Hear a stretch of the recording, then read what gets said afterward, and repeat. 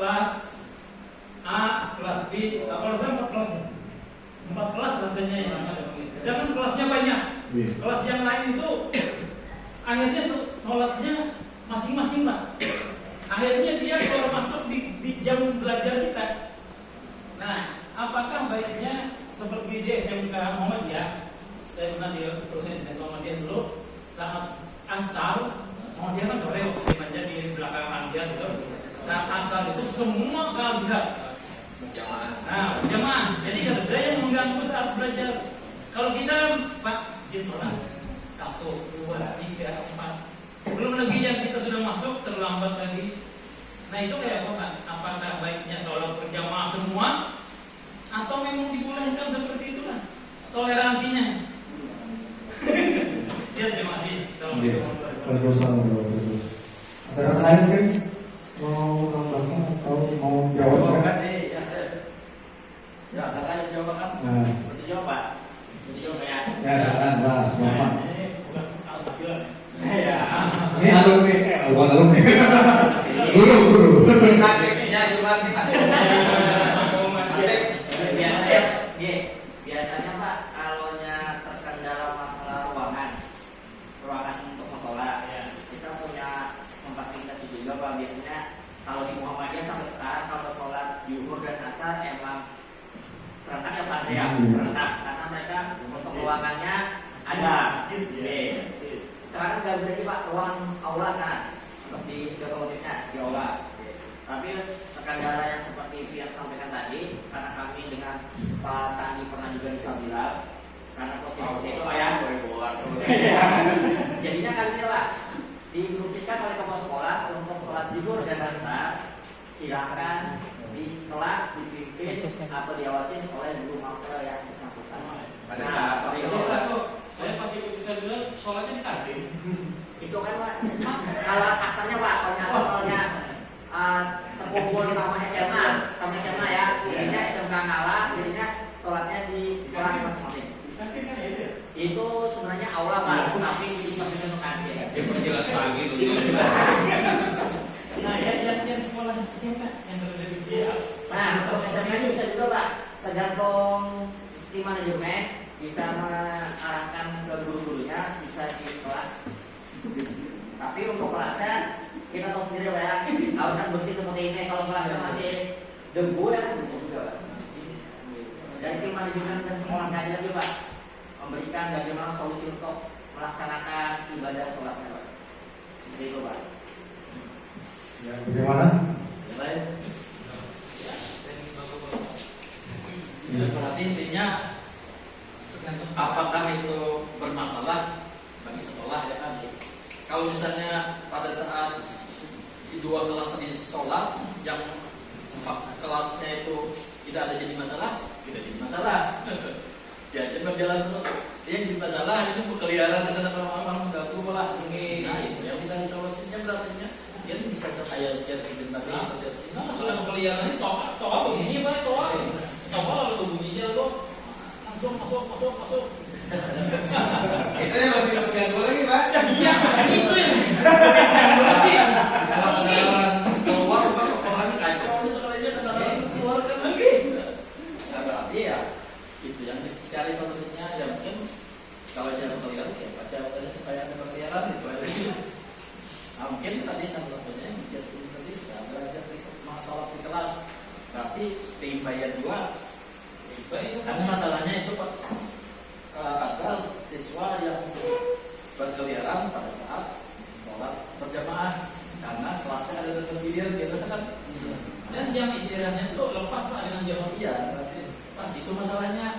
Nah, itu yang di atas itu.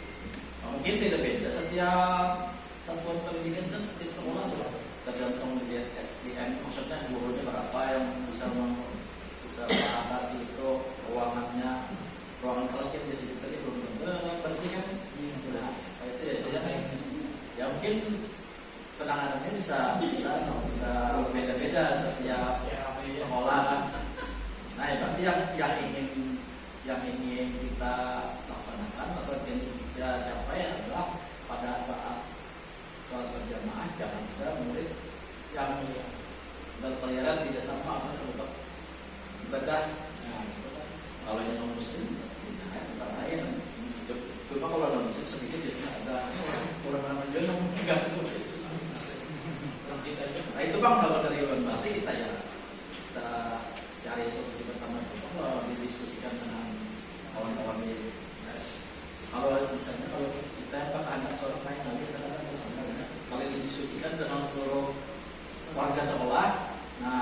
bisa jadi bila kesepakatan seluruh sekolah ini saya ikut yang kira nanya simpang sekolah itu yang besar.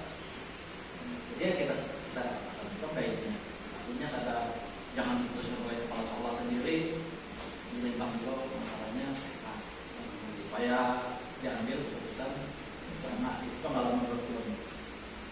Tapi yang jadi tercapai tujuan bahwa pada saat tadi ya mungkin itu tadi penjadwalan yang apalah karena musolanya halus, saya lagi bilang cari solusi. Membayangkan boleh aja masing-masing di dalam kelas berjamaah, sebelah situ berjamaah boleh kita. Satu imamnya bayar berjamaah satu imamnya. Ya, maksudnya satu imam di dalam satu ruangan. Memang kan sembahyang harus satu imam. Imam Imamnya nggak ada bisa. Di ruangan itu sendiri satu imamnya. Kami imamnya tidak tahu. Nah, itu imamnya masbuk ya, Pak.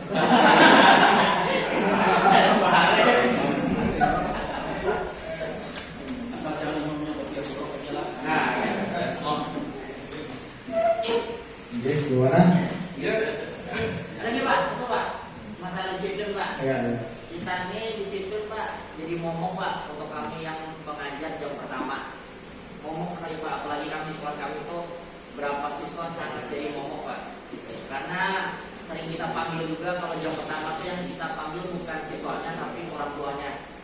Berapa kali orang tua kita panggil ada sekitar 20. Ibu kenapa anaknya sering terlambat? Mohon maaf Bapak, kami sendiri yang agak serang karena motor satu anaknya harus ngantar orang tuanya dulu bekerja baru dia kembali ke sekolahan. Nah, mengasih hukuman yang seperti tadi kita nggak tega juga Pak.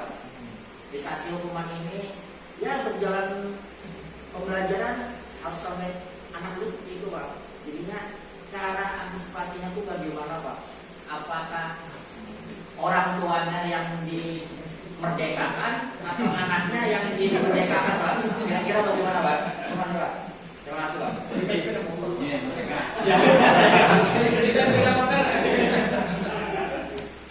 Orang tuanya suruh ngaji. Mungkin pertanyaan ada mungkin saran atau doa. Mungkin. Ya Pak ini kan. Itu sudah kita panggil orang tuanya Pak, tapi ya beri solusi karena satu motor harus ngantar orang tuanya dulu kerja dengan jarak sekolah sampai agak jauh Pak, baru kembali lagi sekitar jam 8 lewat. Beli motor baru tidak bisa. Nggak bisa lagi Pak. Nah itu ngomong lagi makasih Pak. Berarti jarak silakan masuk Pak. Itu pelajaran apa sore? Pelajaran apa? Ada takut dulu deh. Banyak berjuang.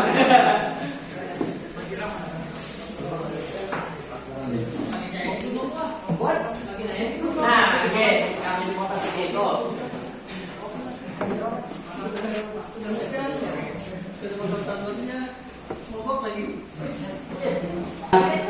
Orang tua mungkin dengan guru wali kelasnya dengan pihak sekolah bisa. Oke. Banyak cara Pak.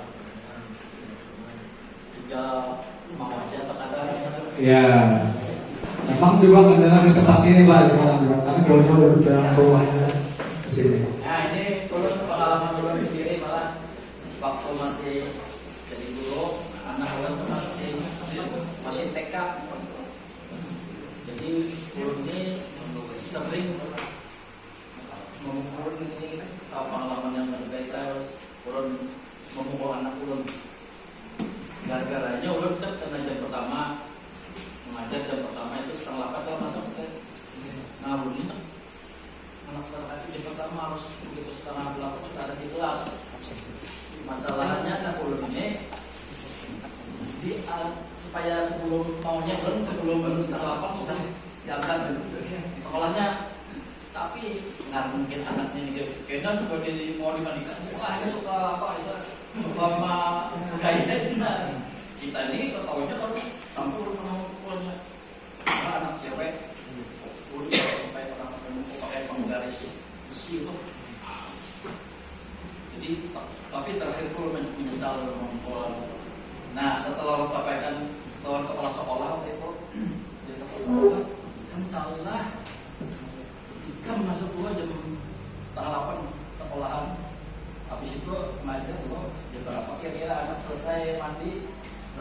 pada seragam. Nah, izin keluar dari sekolah. Alhamdulillah kepala sekolah memberi solusi karena kita terpikir betul ternyata mau masuk ngajar dulu jam 8 itu ke kelas dulu memberikan dia kalau dulu saya pikir tulis selanjutnya apakah bahwa kita anak-anak alhamdulillah belum tidak pernah sekolah anak lagi. Nah mungkin kayak itu tadi kan orang tuanya bisa karena adiknya tuh apa yang lantar siapa-siapa dulu kalau bisa sungguh lagi lebih bangun lebih awal. Nah itu salah satu tinggal sini aja mau kan orang aja gitu. Iya yang penting kan jangan sampai anaknya itu terlambat ke sekolah ya kan dan mungkin bisa kita memberi saran sekolah. Nah jadi lo salah satu itu pengalaman sendiri gitu. Jadi lo setelah 8 masuk pertama itu gak ada pernah terlambat lagi. Tapi ya makanya kan dulu mandi ya ada dulu biasanya maksudnya yang dulu tuh kalau ya pokoknya setengah 8 dulu sudah selesai anak sudah selesai ke yang jadi masalah itu memang setengah 8 TK belum buka masih ke 8. Nah jadi kita memaksakan anak mau padahal anak itu masih usia itu suka main kayak inya mangkat itu budaya tapi kita kesel sampai pukul kayak yang terakhir kalau setelah kayak konsentrasi. Nah itu ada lagi alhamdulillah sampai anak dan pernah lagi belum mau anak. Nah itu yang sesuatu yang untungnya anak itu kan ingat lagi belum ingat apa membantu kan. Jadi alhamdulillah jadinya ada trauma. Jangan bahaya itu kalau nyedam orang tuanya. Nah itu pengalaman dulu pribadi. Nah, mungkin itu dari jawaban Pak Tony kan, jadi pengalaman beliau bisa jadi pelajaran buat kita bersama itu. Tapi mesti sadar, tapi dengan catatan bisa Pak.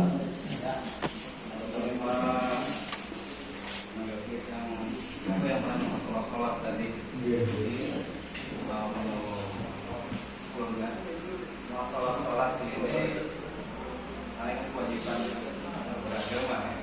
Kalau kita nggak perlu yang kalau kita di sekolah nggak jadwal, misalnya ada yang kelas, memang gitu. Nah, sebaiknya kalau untuk berjadwal seperti itu. Kalau yang belajar pas jadwal sholat itu, ya kita istirahatkan aja. Ya semua mau dia sholat di mana itu kan pilihan aja. Kalau kita memang di forum yang lebih. Supaya karena ini contoh juga waktu kita latihan di Ramadhan. Ramadhan itu kan pemiliknya dari Jepang. Jadi pas jam sholat itu semua diistirahatkan. Bayangkan itu yang istilahnya itu kan orang yang muslim pemiliknya itu sangat menghargai jam sholat itu. Karena kita yang mayoritas itu kok malah sholat itu malah dijamin itu ya. Memang secara umum kalau ada sholat menurut ilmu itu salah satu yang boleh menunda sholat. Tetapi kalau itu nanti malah jadinya ada terus kayak kurang elok terlihatnya, yang lebih baik kalau saya terjadi karena kalau terjauh itu sholat dengan kebijakan jadi enggak kerja. Mereka bilangnya malah ada sholat gitu. Tapi kalau misalnya jam sholat itu terjadwal, kalau misalnya sudah jadwal silakan kan lebih gampang dilihatnya itu sholat itu di luar aja bukan mereka disuruh seperti itu. Jadi pas disiapkan aja kalau misalnya sholat bisa bandingkan dengan yang di akhirnya seperti itu. Kemudian masalah hukuman, jadi karena sudah sering juga memberi hukuman sebuah siswa ya.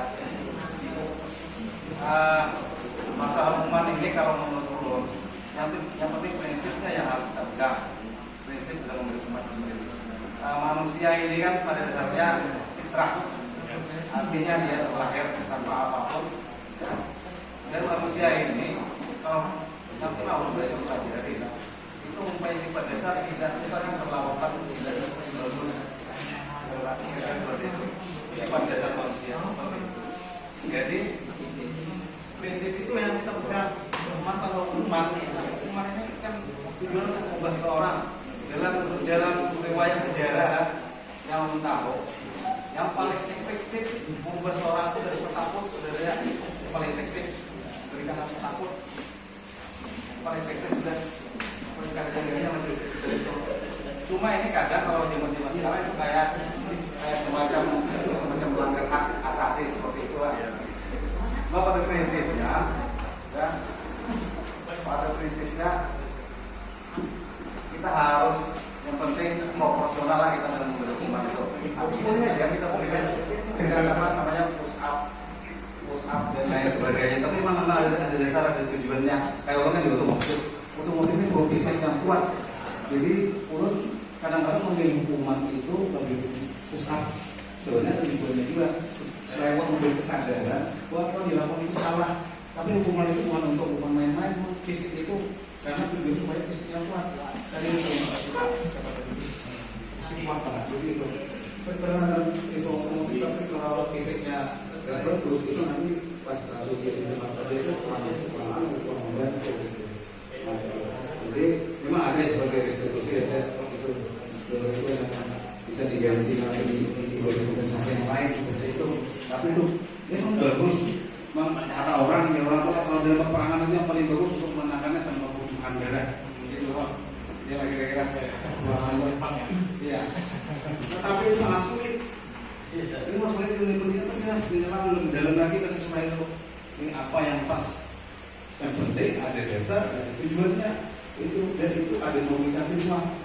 Dan yang paling penting ini bersikapnya jangan sampai memberikan satu tindakan yang itu sangat ya berarti manusia tidak senang atau tidak nyaman seperti itu yang paling seperti itu. Kira itu.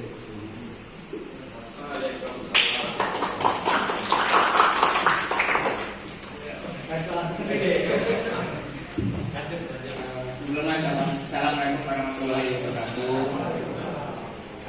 Saya sampaikan terima kasih untuk waktu dan apa yang telah diberikan. Mungkin saya bisa saja, soalnya saya kadang-kadang belakangnya bapak sepanjangnya.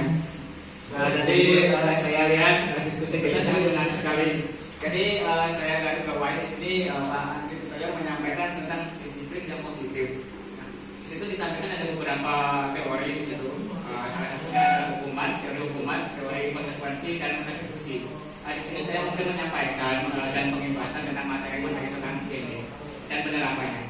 Yang perlu kita garis bawahi sebenarnya itu cara menangani dari siswa tadi.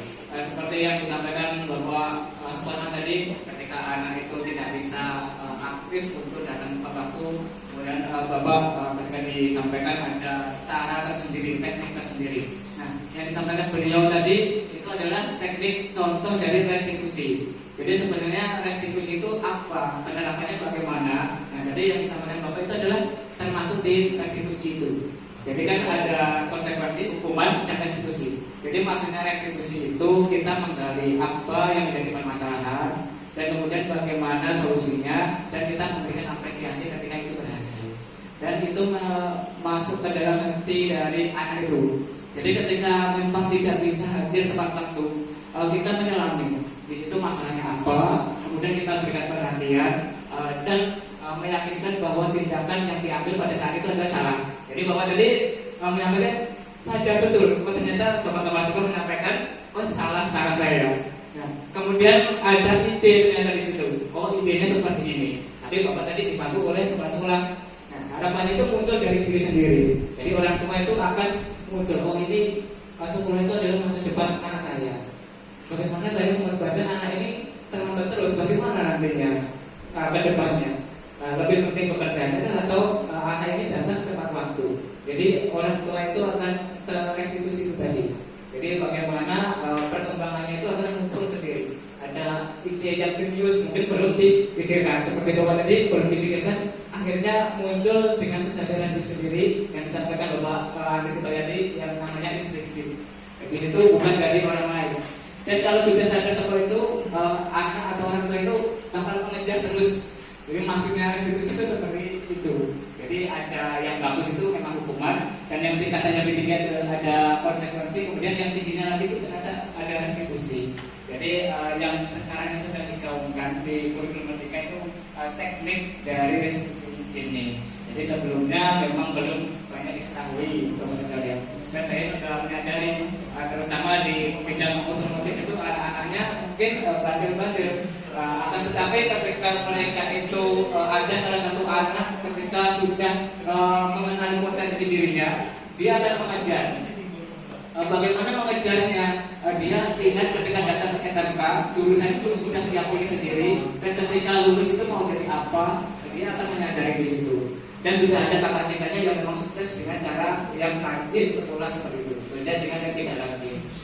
Jadi di sini ibaratnya budaya musik ini adalah menanamkan dengan cara teknik restitusi itu Bapak sekalian. Jadi harapannya kita mampu menerapkannya tidak hanya pada teorinya saja. Memang di awal itu sangat susah sekali.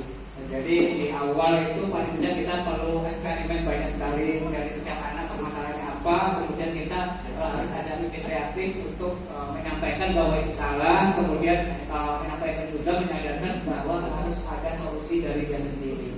Jadi kembali lagi kepada Bapak Ibu tadi yang sudah disampaikan, ketika ada kebutuhan dasar yang tidak terpenuhi, seperti Bapak tadi sampaikan, kebutuhan dasar itu adalah ibadah.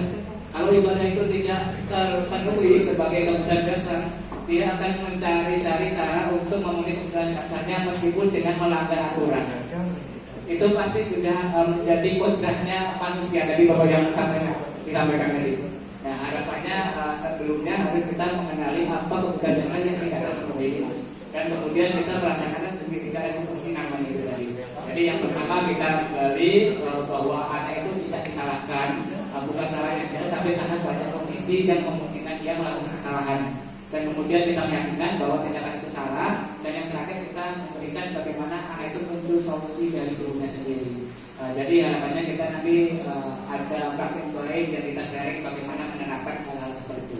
Jadi ibaratnya anak itu senang dan guru itu menjadi ringan pekerjaannya.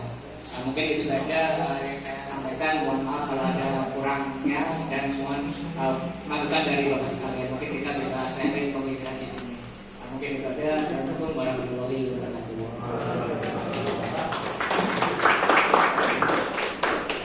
Ya, terima kasih. Menarik. Mungkin